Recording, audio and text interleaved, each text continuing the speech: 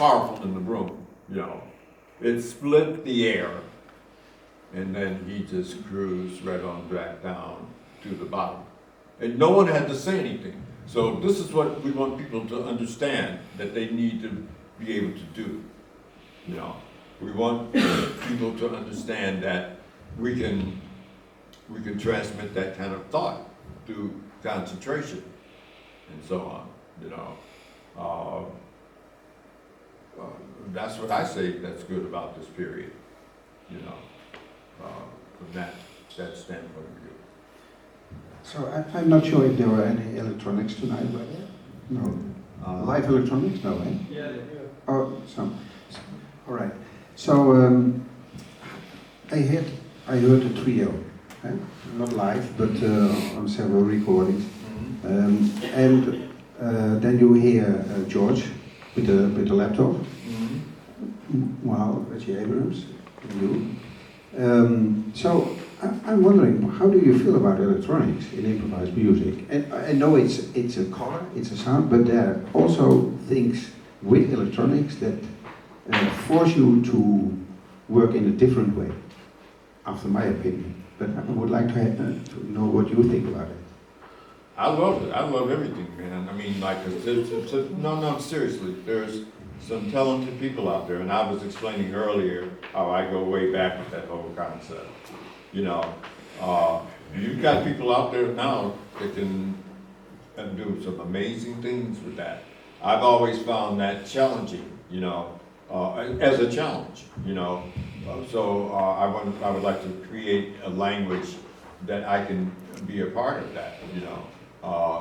I often, sometimes if I'm listening to an electronic piece, then I find myself thinking, oh wow, how would I get that sound out of the orchestra? How would I, you know, this, that, like that, you know, relating it to that kind of a context. I think that all of that's on the move now. I mean, you have people that can really do that. Some of my students out at Mills, man, were far advanced in that way of thinking in that concept. Yeah, and we are running out of time, I know. But yeah, I know. So, but you are a real performer also. And there's this thought, Bob Ostertag, you know him? Yes, of Yeah. course. He did that book. Yeah, The Creative Life. Mm-hmm. And he is writing in this book about the difficulty seeing people sitting behind a laptop. So when you compare a saxophone player, so one of the board members of Loos is here. That's Willem Binnenhout, the guy who's filming this illegal. Oh, okay. No, he had permission. He had permission. Okay. You ordered me. Yeah, all we need is a commercial. This is a hip talk show. Yeah. I love it. So when there's electronic in the game, Willem walks out. You can easily say that. I mean, when there's a laptop, Willem thinks, I'm going home. When there's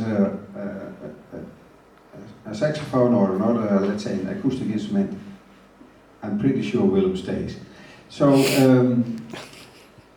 how do you feel the performance is not only something about the ears, it's also about presenting yourself. So do we have specific ideas about it? Well, my first question is, can I play with that? You know, and if I hear the elements in it that says yes, you can play with that, then I'm ready to try it out. You know, so I mean, you know, there's a lot to learn over there in that arena also. You know, and I have definitely seen that whole concept grow. You know.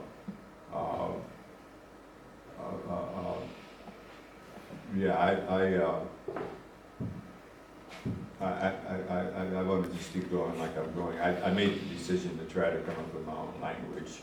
of course. For a long time ago, because I can't, you know, stop and, I mean, I can't add that to the stuff that I'm working with as an electronic musician myself. Yeah, of course. So do you have energy to answer a question coming from? Absolutely. Right. There you go. Sorry, could you give like maybe any tip about more technical issue, not issue, the aspect of the saxophone in terms of circular breathing, embouchure, or fingering, whatever? Do you circular breathe? Sorry? Do you circular breathe? Yeah, I do. Okay. Well, I mean, there's a lots of aspects that are challenging in circular breathing that you Yes. work on, you know. But So. I have heard you and you quite keep it. It's amazing. Say again? Like you can keep the sound. Like I'm struggling with Yeah, that. yeah, but bro. not as good as I'd like to. I mean, just, but now I got the time. I'd like to take it down to where you really cannot hear me, changing the breath, you know. I think one thing that you can do is try to hold the sound as long as you can, and when you start to run out of breath, just make the things that you're doing longer and slower, so that, and then work on that part of it, so that then you can get it so that it seems to be more seamless, you know. Yeah. At the end, when you are dying, Say again? when you are almost out of air, is the point of. Yeah, that's right. I mean, I see it as, there's many things to work on inside of that concept. Yeah. All right, more questions?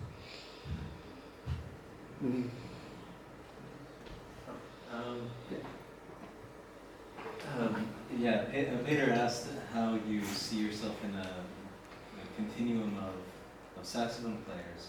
I was wondering if you could talk more about how your personal concept of ensembles both comes out of, but is distinct from, other ensemble concepts in the tradition, like Cecil Taylor, Sun Ra, or Bill Dixon.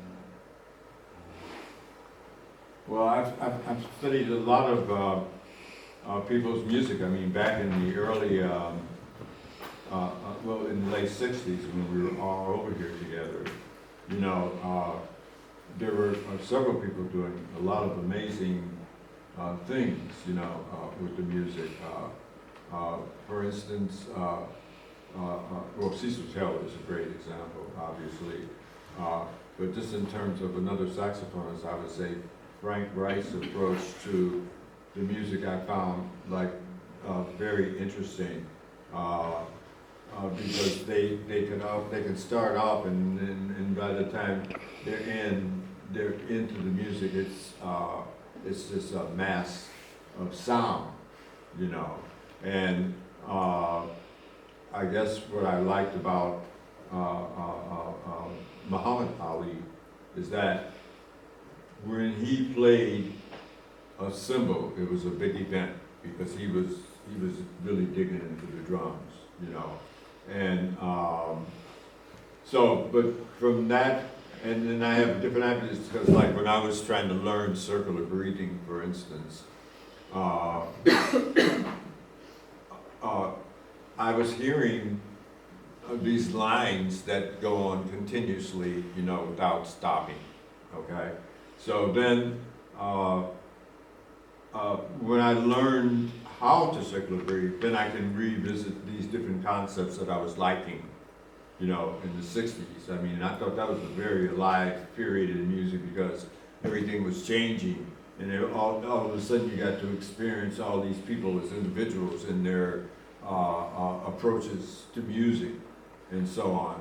So I want to spend more time, just going back and developing those types of concepts also, studying what can actually be done with some of that kind of work.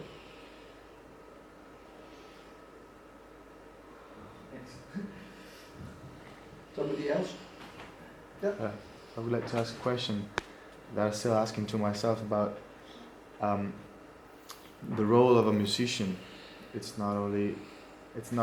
doesn't end here while we play. I hope it's more in reality, in real life, and changing the society and the present and the process of a progress. And I'm asking you, why are you still choosing music, and what do you think about the other art forms, and how do you face the progress that the other art forms, like, I don't know, you mentioned sculpture, painting, how do they change the way of improvisation and composing like Kandinsky did, or like you are trying to do in your music? So which is the role of a musician now, and why we should, yeah, because we like playing, we like the moment, but there's something else, right? Yeah, we are here for some people trust us, you know. Yeah, that's true. And then like, I tell you what, like when I go back to Chicago and play and I see people in my audience that have been there